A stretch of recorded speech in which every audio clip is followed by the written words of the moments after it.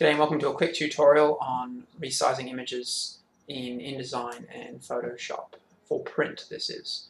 So if you've got a large image, such as this one, it doesn't look large here, it's quite small on the page, but if you look over here at the information, and by the way, if you need to find that information, you just click on that button, so that just pops it out, it's under the links panel.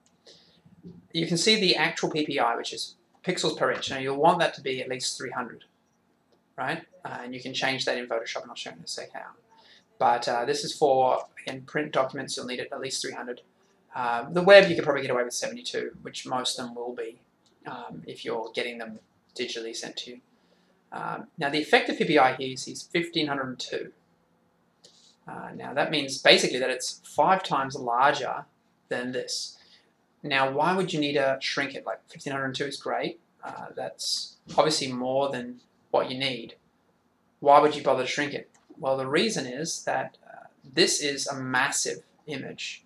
It says here 4,000 by 7,000 pixels. And the size of the image is 173 megabytes. So you start thinking about the amount of RAM that's going to use, particularly when you're using a lot of images. Say, for instance, come over to this one here. And we look at its dimensions are 11,000 by 5,000. It's absolutely massive. The size is 500 megabytes.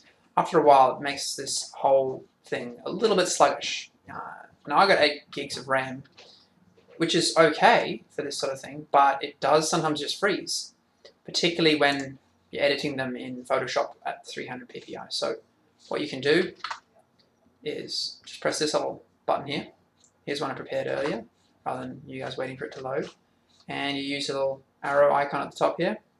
Hold down Shift so that it changes proportionally, and also make sure to unlock the layer. This was already unlocked because I was already editing it.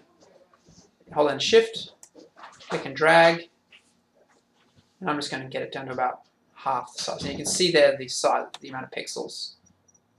Started off at around 4,400 and 7,000. I'll drop it down to about half. There we go. Just press enter and then crop it. There may be a faster way to do that. That's just the method that I found that's quite good. And you press save. Of course, don't edit your original. Keep your original as large as possible. This is a copy of the original.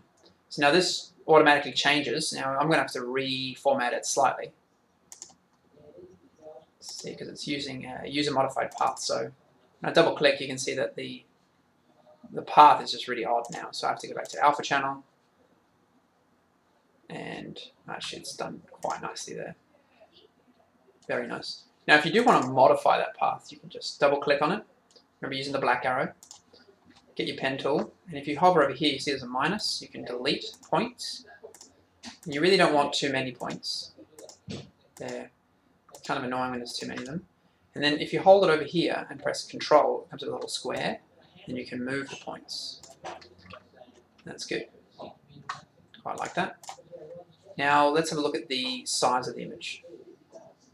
So actual PPI is 300, effective PPI is 861, and the size of the image is 54 megabytes. So I've shaved off 100 megabytes off the size of the file, which will just make it just that much easier to work with the entire document. And if you do that with each image, then you'll find that it's generally just faster and you get less freezing, less waiting. I've had times where I've had to wait half an hour for it to resize an image, so it's not a small point. This can save you hours and hours and hours of time.